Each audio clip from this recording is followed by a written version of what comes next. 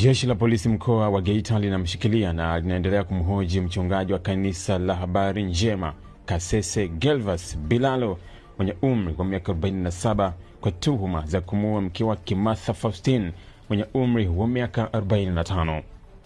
Tukio hilo limebainika Mei 12 mwaka 2026 majira ya saa 6 mchana katika kijiji cha Nyarututu, kata ya Bwanga, wilaya ya Chato, mkoani Geita, ambapo marehemu alikutwa amefariki ndani ya nyumba yao katika mazingira ambayo jeshi la polisi limebaini kuwa ni ya kutengenezwa. Uchunguzi wa awali umeonyesha kuwa mtumiwa alimvizia mkewe akiwa amelala, kisha akamkaba shingoni kwa kutumia kamba ya katani kabla ya kumning'iniza juu ya kenchi ili tukio hilo lionekane kama kujinyonga. Chanzo cha tukio hilo kinadaiwa kuwa marehemu alikuwa akimtuhumu mumewe kwa na mahusiano ya nje ya ndoa, hali iliyosababisha migogoro ya mara kwa mara katika familia hiyo.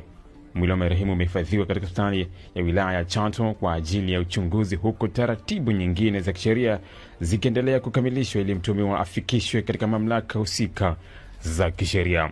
Jeshi la polisi linatoa wito kwa wananchi kutumia njia za amani na za kisheria katika kutatua migogoro badala ya kujichukulia sheria mkononi, jambo linaloweza kusababisha madhara makubwa au kupoteza maisha.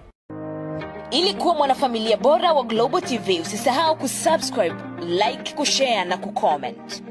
Baada ya kusubscribe, bonyeza alama ya kengele ili kupata taarifa kwa kila video inayopanda Global TV Online.